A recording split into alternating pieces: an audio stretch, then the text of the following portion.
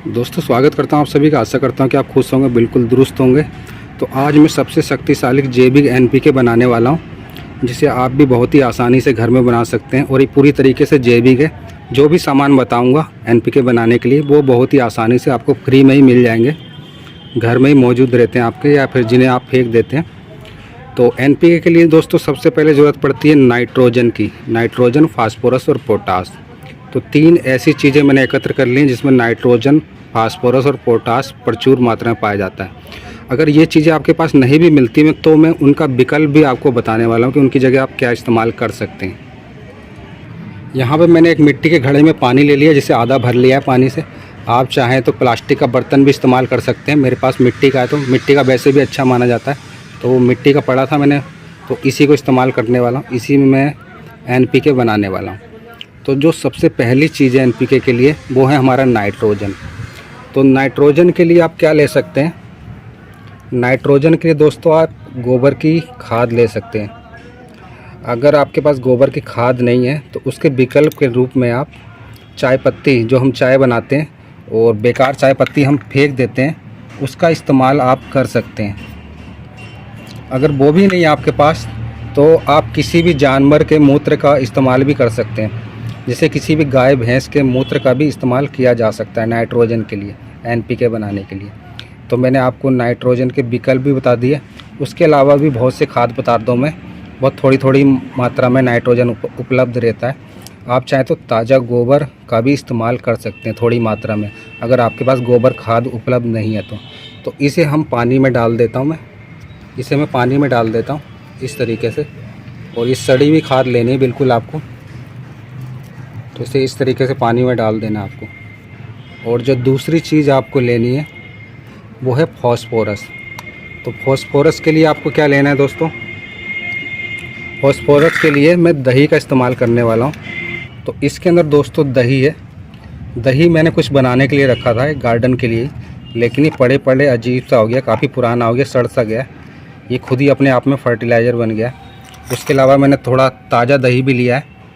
अगर आपके पास दही नहीं है तो आप फास्फोरस के लिए दूध का भी इस्तेमाल कर सकते हैं। अगर दूध भी नहीं है तो आप गुड़ का भी इस्तेमाल कर सकते हैं, इसमें भी अच्छी मात्रा में फास्फोरस पाया जाता है। तो मैं थोड़ी थोड़ी मात्रा में दोनों को मिला दे रहा हूँ। आप चाहें तो एक को मिला सकते हैं, एक से काम हो जाएगा।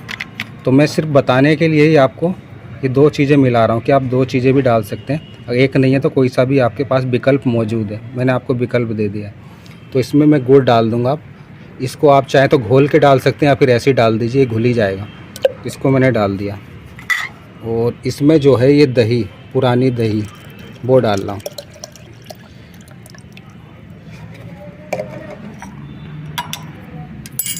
और मैं डाल रहा हूँ ताज़ा दही थोड़ी सी, तो इसको मैंने इसमें डाल दिया। आप गुड़ और दही के अलावा विकल्प के तौर पे दोस्तों सरसों की खली का भी इस्तेमाल कर सकते हैं। उस पर भी फास्फोरस जो है प्रचुर मात्रा में पाया जाता है, लेकिन वो अलग से आपको ख़रीदना पड़ेगा गार्डन के लिए। तो मैं आपको ऐसी चीज़ें बता रहा हूँ जो घर में पहले से ही मौजूद रहती हैं। तो ऐसी चीज़ें बता रहा हूँ, या फिर जो फ्री में मिल जाती हैं। तो आप अगर सरसों खली आप ख़रीद के डालना चाहें तो वो भी डाल सकते हैं। तीसरी जो सबसे महत्वपूर्ण चीज़ होती है दोस्तों एनपीके में, वो होती है पोटेशियम। और पोटेशियम केले के छिलकों में भरपूर मात्रा में पाया जाता है दोस्तों। आप सूखे केले के छिलके का भी उपयोग कर सकते हैं या फिर ताज़ा छिलकों का भी उपयोग कर सकते हैं। तो ये तो आपको ऐसे ही मिल जाएगा, कहीं भी घर में केला लाते हैं खाते हैं। अगर आपके पास ये भी नहीं है तो इसका भी विकल्प मैं आपको दे देता हूँ। केले के छिलके नहीं है तो आलू के छिलके, तो आप सब्जी तो रोज़ ही बनाते होंगे, कितने भी गरीब होंगे आप, लेकिन आलू आपके पास होगा और उसके छिलके छील के आप फेंक देते होंगे यूँ ही।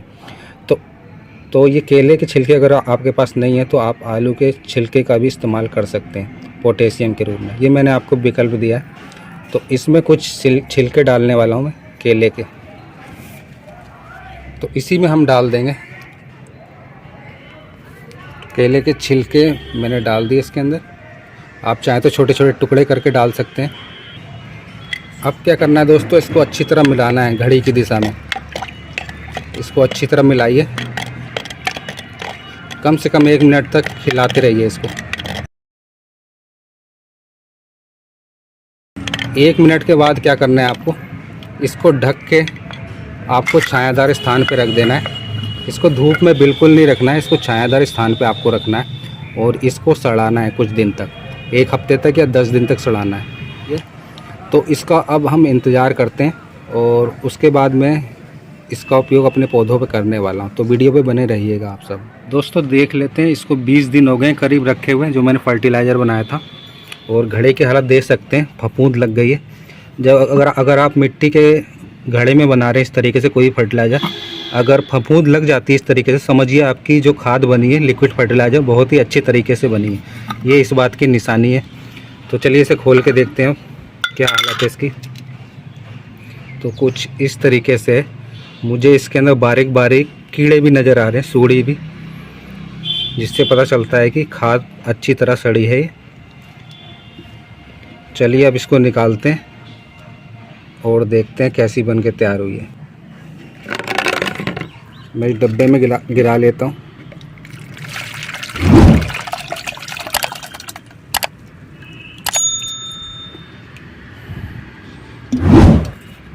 कुछ इस तरीके से तैयार हुई है हमारी खाद, आप देख सकते हैं।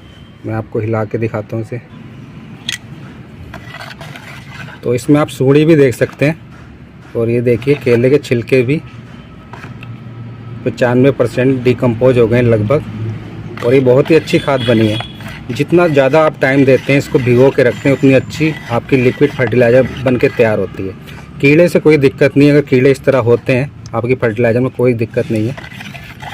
ये कीड़े किसी भी तरह का मिट्टी में नुकसान नहीं पहुंचाएंगे, ना आपके पौधों को नुकसान पहुंचाएंगे। तो इस तरह आप भी ज़्यादा दिन रखिए खाद को, तब आपकी अच्छी बन के तैयार होगी। ये नहीं कि आपने 1-2 दिन भिगोया और अगले दिन खाद दे दी, केले के छिलके या कुछ भी भिगो के। आपको उसे टाइम देना होगा, पूरी तरीके से सड़ाएँ, तब आपकी अच्छी बन के तैयार होगी। अब क्या करना है, मैं गिलास ले रहा हूँ एक। कोई भी आप 100 ml का गिलास ले लें, जो घर में आपके गिलास होता है। मैं आपको सिर्फ दिखाने के लिए शीशे का गिलास ले रहा हूँ, क्योंकि इसमें कलर अच्छा आता है। ये मैंने आधा गिलास लिया और ये काफ़ी गाढ़ी है दोस्तों। तो मैं इसमें पानी मिला दूँगा और इसको आधा पानी मिला देंगे। इसको मिला लेता हूँ अच्छी तरह। इसको छानने की ज़रूरत नहीं है और कीड़ों से घबराने की बिल्कुल भी ज़रूरत नहीं है। इससे किसी भी तरह का नुकसान नहीं होने वाला। पहले भी मैंने इस तरह बना के ट्राई करा है कीड़ों सहित, और काफ़ी अच्छा रिजल्ट मिला है मुझे। तो चलिए मैं इसे अपने फूलों के पौधों पर डालता हूँ।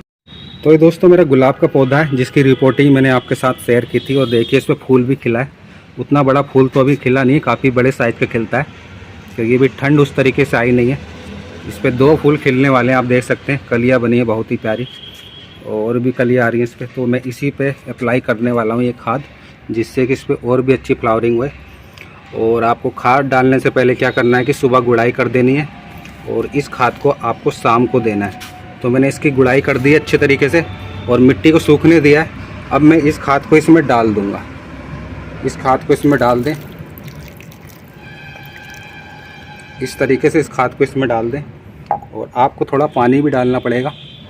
पानी इसलिए डालना पड़ेगा ताकि ये जो हमने खाद डाली लिक्विड फर्टिलाइज़र, ये पूरी तरह मिट्टी के नीचे तक पहुंच जाए अच्छी तरीके से। ज़्यादा पानी आपको नहीं डालना है कि हमारी फर्टिलाइज़र बाहर निकल जाए। पानी इतना ही डालें कि जहाँ तक मिट्टी ये सोख सके। अपने हिसाब से पानी डालें। मैं उतना ही पानी डालूँगा जो गमले से बाहर ना निकले। तो मैंने इतना हल्का हल्का पानी डाल दिया, ज़्यादा नहीं डालूँगा। तो अगले दिन आप ज़्यादा पानी डाल सकते, कोई दिक्कत नहीं है। तो ये मेरा देसी गुलाब है, इसकी भी रिपोर्टिंग मैंने साथ ही शेयर की थी आपके हाइब्रिड गुलाब के साथ ही शेयर की थी। तो इसकी भी गुड़ाई मैंने कर दी है, और ये भी देसी गुलाब है, इसकी भी रिपोर्टिंग साथ ही शेयर की थी आपसे। तो इसमें भी मैं खाद डाल देता हूँ इसी तरीके से।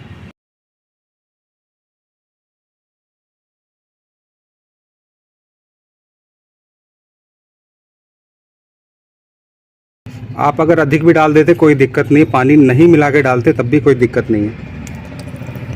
इससे किसी भी प्रकार का नुकसान नहीं है। तो अब मैंने पानी डाल दिया। पानी उतना ही डाला कि गमले से बाहर ना निकले, सिर्फ मिट्टी ही सोख पाए।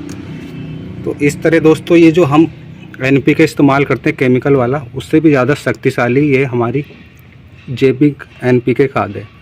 वो इसलिए कि जो इसमें पोषक तत्व पाए जाते हैं वो कहीं ज़्यादा होते हैं।